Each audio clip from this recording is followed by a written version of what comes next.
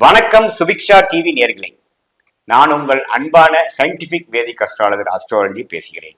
நல்லது நினைப்போம், நல்லதே நடக்கும். இப்ப பாத்தீங்கன்னா இந்த கோச்சார பலன்களே எப்படி பலன் செய்யுதுன்னு பாத்தீங்கன்னா, அந்த குரு பயிற்சி, சனி பயிற்சி, ராகு கேது பயிற்சி என்று சொல்லப்படுகிற ஆண்டு கிரக பயிற்சியும், மாத பயிற்சி என்று சொல்லப்படுகிற செவ்வாய் பயிற்சி, சுக்கிர பயிற்சி, சூரிய பயிற்சி, அது மாதிரி பயிற்சிகள்லாம் பார்க்கும் பொழுது இது எப்படி நமக்கு ஒரு தாக்கத்தை கொடுக்குதுன்னா, தசாபுக்திகளே உங்களுடைய துல்லியமான பலனை கொடுக்கக்கூடியதுக்கு ஒரு மெயினான விஷயமாக இருக்கிறது. உங்களுடைய ஜென்ம ஜாதகத்துல நீங்க எந்த நேரத்துல பிறந்தீங்க, எந்த தேதியில பிறந்தீங்க, எந்த ஊர்ல பிறந்தீங்க வச்சு உங்களுக்கு தசாபுக்திகள் எப்படி போயிட்டு இருக்கிறத வச்சு அந்த தசைகள் உங்களுக்கு சாதகமான பலன்களை கொடுக்க போகிறதா அல்லது கொஞ்சம் டிலே பண்ணி ஒரு அன்ஃபேவரபிளா கொடுக்க போகுதா அப்படிங்கிறது உங்களுடைய கோச்சாரம். அதாவது நம்ம இந்த வீடியோல எல்லாம் பார்க்கக்கூடிய பயிற்சி பலன்கள், மாத பலன்கள் வச்சு நம்ம ஒப்பிட்டு பார்த்து தான் நம்ம பலன் எடுக்கணுமே போலிய இது ஒரு பொதுவான பலன்கள் என்று நீங்க தெரிஞ்சுக்கணும். இது ஒரு மெயினான, இது முழுசான ஒரு பலனா இல்லாமல் உங்களோட தசாபுக்திகளோட ஒப்பிட்டு பார்க்கணும். அந்த அடிப்படையில பாத்தீங்கன்னா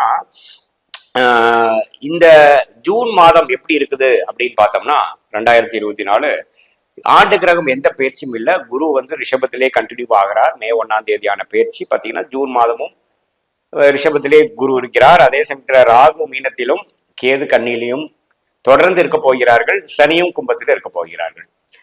மாத கிரகங்களாகிய செவ்வாய், சுக்கிரன், புதன், சூரியன் தான் பயிற்சியாக போகிறது இந்த ஜூன் மாதம். குறிப்பா பாத்தீங்கன்னா புதன் பாத்தீங்கன்னா 1ஆம் தேதியே ரிஷபத்துக்குள்ள வரார். மேஷத்திலிருந்து ரிஷபத்துக்குள்ள 15ஆம் தேதி பாத்தீங்கன்னா ரிஷபத்திலிருந்து மிதுனத்துக்கு ஆட்சி பலம் பெறுகிறார். அப்புறம் கடைசி நாள் ஆகிய ஜூன் 30 அன்னைக்கு பாத்தீங்கன்னா கடகத்துக்கு போறார்.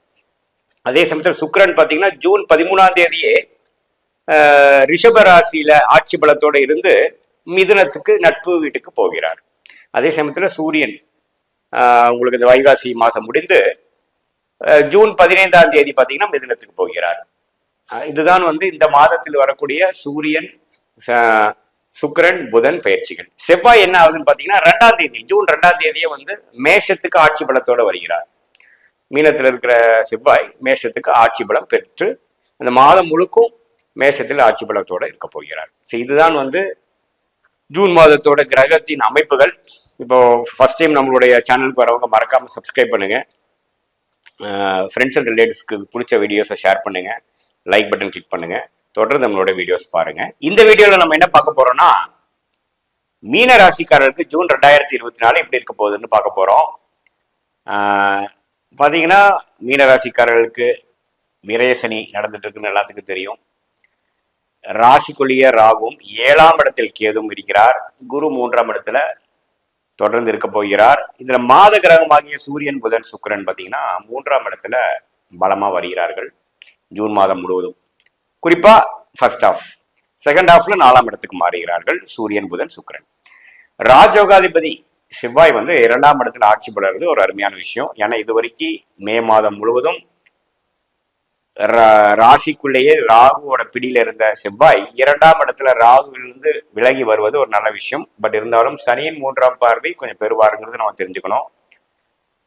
இந்த கிரகத்தின் அமைப்பு என்ன கொடுக்குதுன்னா, முயற்சி ஸ்தானம் நல்லா வலுப்பெறுவதனால நல்ல ஒரு முயற்சி செய்யக்கூடிய அமைப்புகளும், தொழில் வேலை அப்படிங்கிறவங்களுக்கு கொஞ்சம் நல்லாவே ஒரு உத்வேகமாகவும் செய்யக்கூடிய அமைப்புகள் இருக்கு. 7ஆம் இடம் என்று சொல்லப்படுகிற அந்த கணவர், மனைவி, திருமணஸ்தானம், பங்குதாரர் ஸ்தானத்தை குரு பார்த்து, அந்த குரு ஒரு சுபகிரகத்தினோட சேர்ந்து பார்க்கும் பொழுது நல்லாவே ஒரு பார்ட்னர்ஷிப், திருமண விஷயத்துக்கு ஒரு சாதகமான விஷயங்கள் இருக்கு. அதே சமயத்துல பாக்கியஸ்தானம் 9ஆம் வீட்டை சுபகிரகங்கள் இத்தனை பேர் பார்க்கறது பார்த்தீங்கன்னா தந்தை விஷயத்துல, தந்தையார் மூலமாக சில விஷயங்களும், ஆன்மீக விஷயத்துல ஒரு நல்ல ஒரு ட்ரிப் போகிறது, ஒரு நல்ல ஒரு அமைப்பு கொடுக்கக்கூடிய அமைப்பு உண்டு.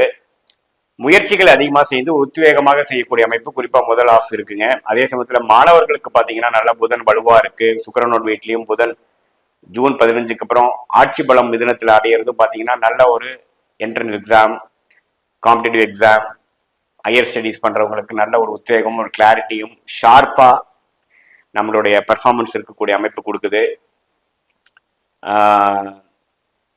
2ஆம் இடத்துல இருக்கக்கூடிய செவ்வாய் 8ஆம் இடத்தை பார்த்து உடல், மனம், அந்த அட்டமாதிபதி ஆகிய 8ஆம் வீட்டை பார்ப்பது பார்த்தீங்கன்னா மன ரீதியான விஷயங்களும் உடல் ரீதியான விஷயங்களும் கேர்ஃபுல்லா இருக்கணும். வண்டி வாகனத்திலாம் போறப்போ கொஞ்சம் கேர்ஃபுல்லா இருக்கணும். ஏன்னா பாவத்துமான செவ்வாய், ஆட்சி பலத்தோட செவ்வாய் 8ஆம் வீட்டை பார்க்குறார்.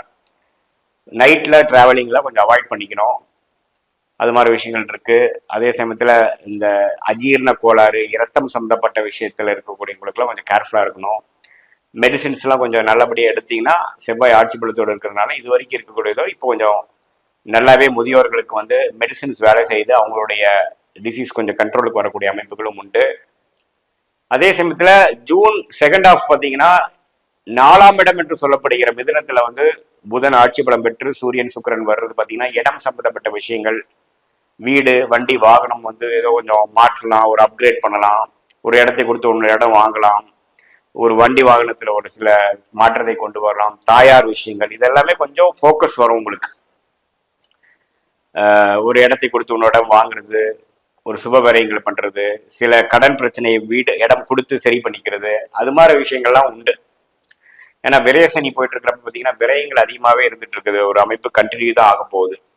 அது ராகு ராசிக்குள்ளேயே இருக்கிறது பார்த்தீங்கன்னா ஒரு மனக்கலக்கங்களையும் ஒரு சேசிங் மென்டாலிட்டியும், அடுத்து நாளைக்கு என்ன பண்ண போறங்கிறது ஒரு கிளாரிட்டி இல்லாமல் விடிஞ்சாதான் நமக்கு தெரியுங்கிற மாதிரி ஒரு விஷயத்தை கொடுப்பார். குடும்பத்துக்குள்ள ஒரு கருத்து வேறுபாடுகள், நண்பர்களுக்குள்ள இருக்கக்கூடிய அமைப்புகள்லாம் கொஞ்சம் தொடர்ந்து அப்படிதான் இருக்கு. பட் 3ஆம் இடம் அடுக்கிறப்போ உங்களுக்கு தைரியம் வீரியம் கொஞ்சம் நல்லாவே இருந்து அந்த ஜூன் மாதத்துல சில விஷயங்கள் நல்லாவே பண்ணி ஜெயிக்கக்கூடிய அமைப்புகள் உண்டு. உங்களோட முயற்சி திருவினையாக்கும். சில காரியங்கள் கடந்த 3-4 மாசமாக சரியா வராததெல்லாம் பார்த்தீங்கன்னா கொஞ்சம் டக்குன்னு நடக்கக்கூடிய அமைப்பு இருக்கு. இளைய சகோதர சகோதரிகளுக்கு மூலமாக சில அனுகூலங்கள் உங்களுக்கு நடக்கலாம். அதே சமயத்துல சுக்கிரன் ஆட்சி பலம் பெறுவது பார்த்தீங்கன்னா கொஞ்சம் பெண்கள் விஷயத்துல, காதல் விஷயத்துல கொஞ்சம் நல்ல ஒரு பாசிட்டிவான ரிசல்ட் வரக்கூடிய அமைப்பு இருக்கு. ரிலேஷன்ஷிப்ல இருக்கிறவங்களுக்கு ஒரு நல்ல ஒரு திருமணம் உறுதியாகக்கூடிய அமைப்பு இருக்கு. 7ஆம் இடத்தை குரு பார்க்கிறாரு பாருங்க. கேதுவும் 7ஆம் இடத்திலிருந்து குரு பார்த்து சுக்கிரன் ஆட்சி பலம் பெறும் பொழுது அது மாதிரி ஒரு நல்ல சுப விஷயங்கள் நடக்கக்கூடிய அமைப்பு உண்டு.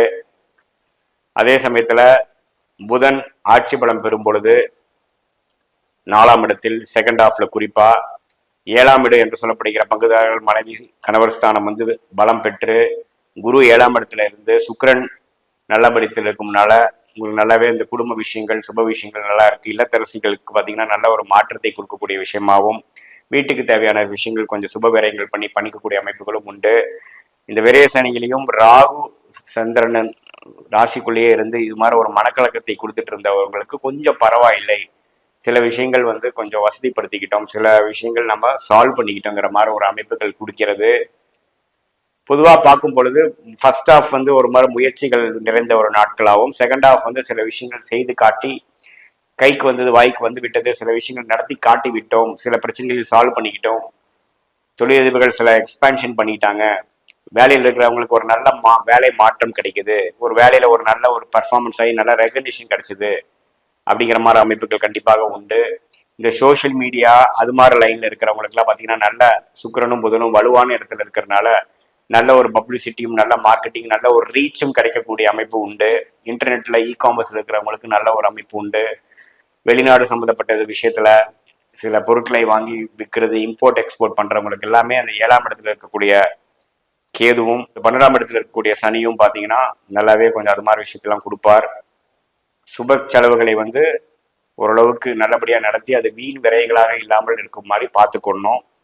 பொதுவாக ஜூன் மாதம் பார்த்தீங்கன்னா முதல் ஹாஃப் நல்ல ஒரு முயற்சி உள்ள ஒரு நாட்களாகவும், செகண்ட் ஹாஃப் வந்து சில முயற்சிகள் திருவினையாக்கி நல்ல ஒரு சம்பவங்களாக வெற்றிகள் கொஞ்சம் கையில் கிடைக்கக்கூடிய அமைப்பாகவும், இதுவரைக்கும் இருந்து கூட்டுற இழுவை நிலைகள் கொஞ்சம் நின்று சில விஷயங்கள் நீங்கள் செய்து முடித்து விட்டீர்கள்ங்கிற மாதிரி ஒரு நல்ல அமைப்பு செகண்ட் ஹாஃப் கொடுக்குதுங்க. பொதுவாக பார்க்கும் பொழுது ஜூன் 2024 மீன ராசிக்கு ஓரளவுக்கு நல்ல ஒரு மாறுதல் நிறைந்த நெக்ஸ்ட் லெவல் ஆஃப் விரய சனியிலிருந்து அடுத்த ஜென்ம சனியில போறப்போ சில விஷயங்கள் நீங்க சந்திக்க வேணும் இல்லையா, அதுக்கு வேணுங்கிற ஒரு ஆரம்ப கட்ட சில முயற்சிகளை எடுக்கக்கூடிய ஒரு மாதமாக கட்டாயம் அமையும் என்பதை நீங்கள் தெரிந்து கொள்ள வேண்டும். மீண்டும் மற்றொரு காணொலியில் சந்திப்போம். நன்றி, வணக்கம்.